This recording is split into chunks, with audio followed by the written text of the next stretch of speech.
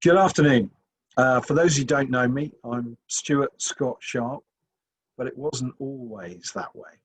I was born in Bristol and given the name Jeremy Peter Fear, Fear, on a Saturday in February. Curiously, the same day of the week God made man.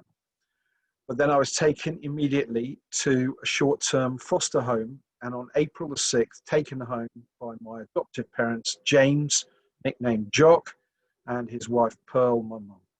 And we were joined 18 months later by my sister, also adopted, but from a different family. I grew up in an unchurched home, and we moved regularly, with me attending no less than 5 different primary schools, including one called Ravenscroft twice, as we relocated around the West Country from Filton to Keynsham to Kingsdown, and then finally into Bath. But I always found it very hard maintaining regular relationships and friendships. Then I was sent to an all-boys boarding school in Edinburgh in 1979 and was there until I had a rather nasty bicycle accident, left me with a double leg break whilst I was on holiday in Cape Town. And my ankle needed pinning and plating, and I still have the offending plate. You can see where the bottom of my bone at my ankle would have been. Sorry if I've spoilt your lunch, everyone. Anyway, I was devastated because I was just really starting to make friends, and I was going to miss all those people that I built relationships with for the last 3 years. It was the longest period of education in one place I think I'd had. Anyway, in early 1983, my family moved us to Guernsey, but sadly my parents separated in 1986. And I found this very difficult, as I was made to feel I had to choose between a relationship with my mother or my father, and he'd relocated to the USA. But I couldn't have both, was the way it was kind of put upon me. And this was a real battle for me, and especially my relationship with my mother, which suffered because I was living with her. Then I rushed into marriage for the first time. This would have been 1988. And with hindsight, I know I'm looking for some relationship to fix my life. Note to myself here, don't rush into things in the future. Anyway, this hit me really hard, this failed marriage, and I felt a real sense of failure as a man. Anyway, working in Guernsey in the early days of computing, I ended up at an offshore bank, working there for 8 years. I filled my life with playing billiards, not snooker, proper billiards. I played cricket on a team, I played football, and I enjoyed lots of nights out socially, usually involving drinking and a bit more drinking and occasionally pursuing the opposite sex. Anyway, in 1992, whilst pursuing, I met some what I thought were very odd, but very nice and very friendly people. And I found myself being welcomed and included in their circle of friends without any judgment, without critique of my lifestyle. And I was invited to and attended many social events, barbecues, house parties, and even started playing for their football team. It wasn't a professional league or anything, don't worry, Henry. Anyway, these turned out to be the born-again Christians of the King's Church, Guernsey. Later in the spring, I was invited to a men's breakfast on Good Friday, and I was curious about this. I thought it would be interesting. The men's only event seemed very sensible, as back then I saw women as inferior to men. Don't worry, I know better now. My wife told me to say that. Plus everyone knows I love a good breakfast. So the guest speaker spoke to about 20, 25 of us. And if I'm honest, I can't remember exactly what he said. But when he asked the room to bow their heads and close their eyes, and if anyone wanted to know more about the Christian faith, to raise their hand, I felt really odd. I became overcome with a feeling of heat, and I was in cricket whites because I was going to a practice, and I should have been nice and cool. But anyway, I suddenly became aware. I raised my hand, and not being aware I had done so, I looked at my hand in the air and I thought, what's that doing up there? Anyway, This was the beginning of my Christian walk. My life changed for me. In many ways, I saw things differently, began to appreciate more, I began to give more. I changed my social habits dramatically without really noticing I had. Life at work changed for me too. I received a promotion, which was only one step away from having a company car, which on an island like Guernsey, 9 miles by 4, seems a bit ridiculous. But actually, the island has more cars than people with driving licenses. Don't ask me why. I think people like to collect them. Anyway, sadly, later in 1992, my mother died with motor neurone disease. For those of you who don't know, it's a terrible and terminal illness with no cure. I thought, how can this be? She never smoked. She rarely drank. She never swore. Had been faithfully married to my dad for almost 30 years until they divorced, and seemed blameless in my eyes, and looked fine initially because there's no obvious physical no, you don't notice anything. So, but now I realize God wanted me to learn a bit from this. He wanted me to love family, appreciate life, and take nothing for granted, because we can't do that. I had by now joined the King's Church, now called the Church on the Rock. And if you ever visit Guernsey, I highly recommend attending a Sunday meeting. They're wonderful people, filled with God's love. I volunteered there, I babysat, I joined a discipleship group for new Christians. I got involved in serving on children's work, youth work, and even visiting in prison. Yes, Guernsey's got a prison. We used to play football against them as well. Anyway, this led to an unexpected invitation to a conference on prison ministry, May the 5th, 1994, in a strange town I'd never heard of called Bracknell. What a day this would turn out to be. In short, I saw a lady with a name badge saying Mrs. Y. King, serving on the welcome team for the conference. I said, I think I shall talk to you. That way I won't be accused of looking for a wife. She replied, oh, I'm divorced. I replied in turn, so am I. And the conversation continued. We started corresponding by letter, no internet in those days, almost on a daily basis. And on the 9th of July that year, only the third time we'd met, we got engaged. Remember I said about not rushing things? God has a plan for all these things. Anyway, I moved to Bracknell in September. I lived in Diggs with Reg and Margaret Toy. Reg is here somewhere. And we were married the following March 18th, 1995. And just before lockdown, we were able to celebrate our silver wedding anniversary. We have 5 children, 3 from Evie's first marriage, all of which have produced 5 grandchildren, not each between them, aged between 2 and 16. I know Evie doesn't look old enough, and I know she doesn't. And now we have our own 2 children as well. Joshua's 23, Abigail's 21. In October 2018, after a few months internet searching and a screening interview from social services, I discovered my roots, located my biological mother called Jill, and to my wonderment, I found I have 2 sisters, a brother, 9 nephews and nieces. Now, although I haven't met them all yet, Jill, along with my younger sister Sarah and older brother John, have welcomed me and Evie and our family, and it's been an incredible time. I've yet to meet my older sister and their family. They live way up north, but I plan to do so at some stage. The story behind the discovery is quite amazing. I decided to take a weekend sabbatical, I think it was July or August that year, at a Christian retreat in Oxford, and I'd recommend that to anyone. Just to pray about this, was I doing it for the right reasons? While I was there, I received my first text from my mum. Although at that stage she didn't know who I was. It's a long story.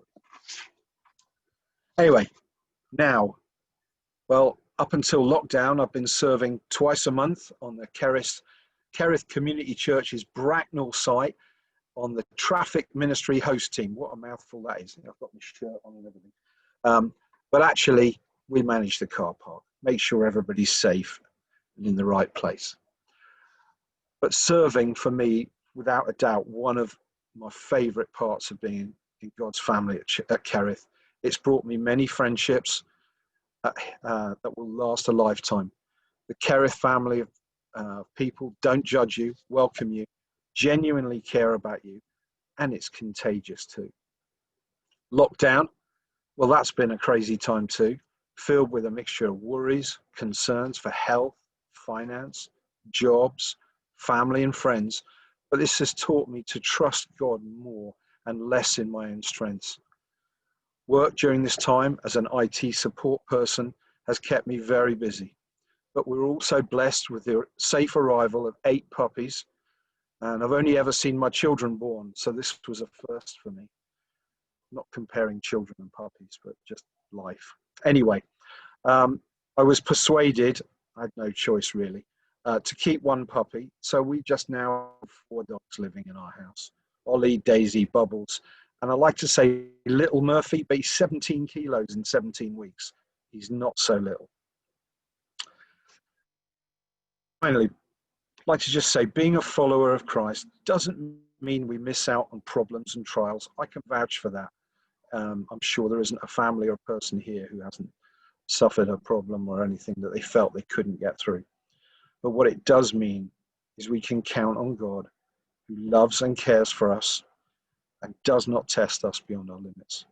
And I like the verse in 1 Peter chapter 5, verse 7, which is in the NIV version, says, cast all your anxiety on him because he cares for you.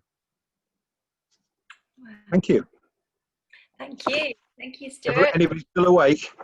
Yeah, we're all still awake. So there's more dogs in your house than people? Well, no, we've got the 2 kids still here. That's true. Can I show you some scary pictures? Yeah, please do. Share screen. Right, let's do it. Which one?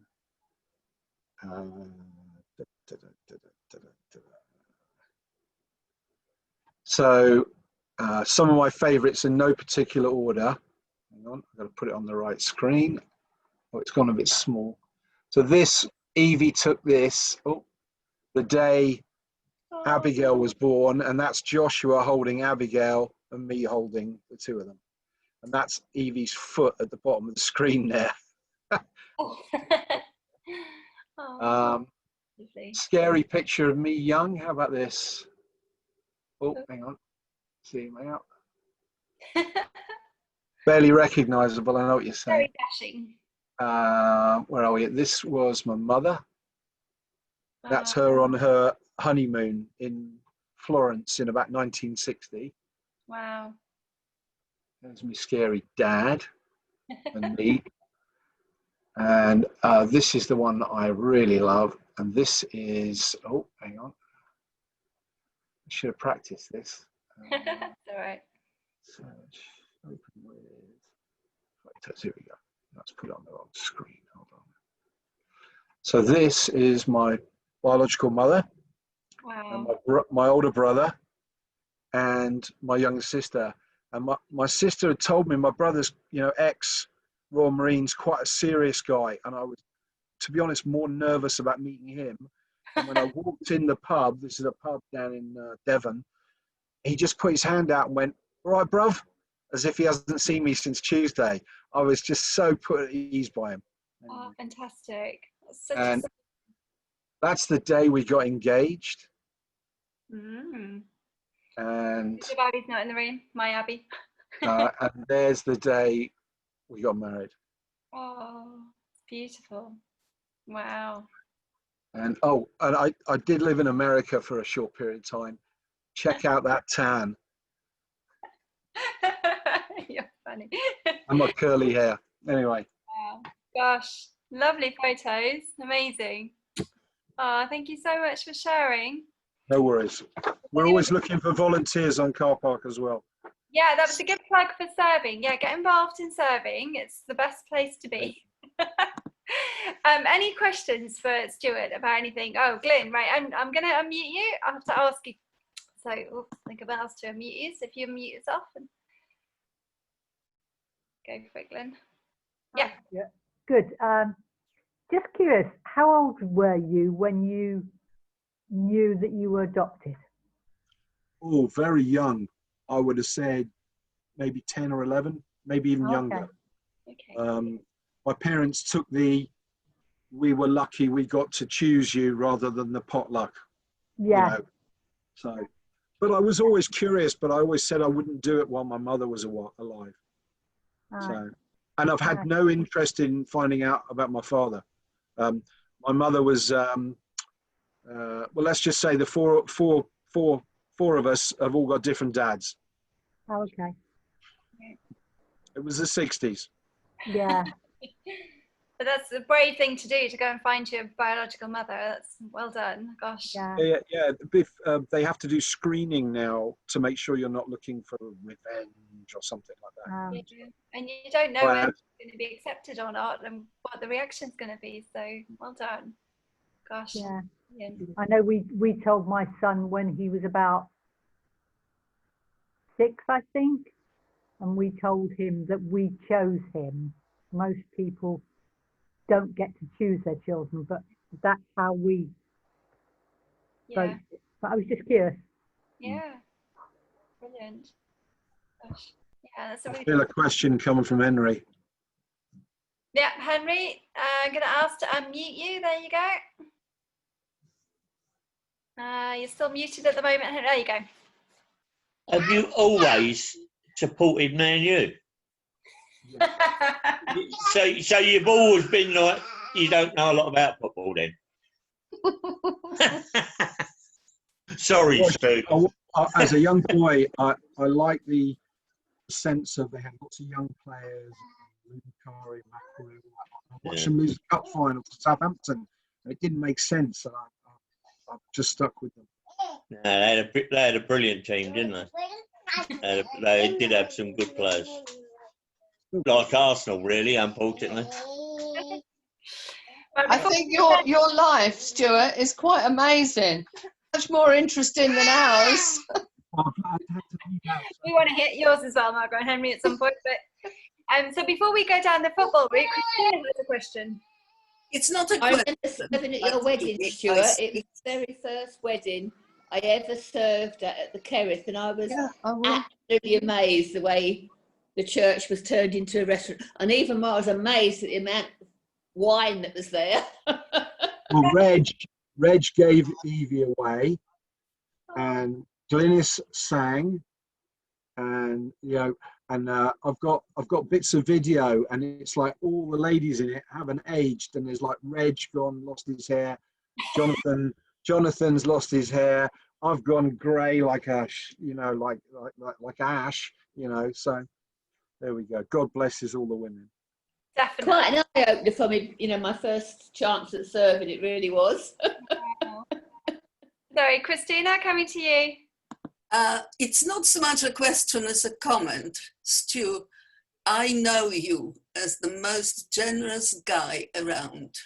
You are always willing to help. You do more than asked for, and you do it in such good spirit. Thank you. Thank you very much. We agree with that, definitely. And also on the car parking, it's just like lovely to see you there. And it's not one of the nicest of jobs, especially in the winter, but you just get on with it and you do it, and we're grateful for that you do. I have a confession to make about it. It's the only way now we have 2 services. You get to see everyone. True. So vested interest there, is it? I don't know. Ben Davis always said to me, your gifting is hospitality, amongst other things. So, I like it. I like being a host. I like helping people. So, yeah. Yeah, it's brilliant. And we're definitely the richer for it, Stuart, definitely. So thank you. Thank you. Yeah. I'm going to blush in a minute. Stop. That's all right. Go on. We can't see you. Blush. Any more questions, comments, and observations? I'm just going to change screen. We're on 2 screens today. Anne, coming to Brian. you. Anne? I just want to say I've known Stuart since he's been on Gar Boggin, and he is just such an amazing member of the team and really good when he's leading the team. And there's so much else that he does for Kerrith that he doesn't shout about. But there's so much, despite the fact that he's been really busy with his work while he's been in lockdown, he's made time for so many people who needed some help. And I just want to take this opportunity to publicly say, thank you, Stuart. Great to know you. Thank you. Definitely. Amen. It's my pleasure. It's my absolute pleasure. Wow, fantastic. So somebody else, Brian. Yeah, I'm just unmuting you, Brian. Go for it. Cool. I just want to say, I feel your pain about your hair, because I used to have lovely dark hair. It's now very, very grey as well.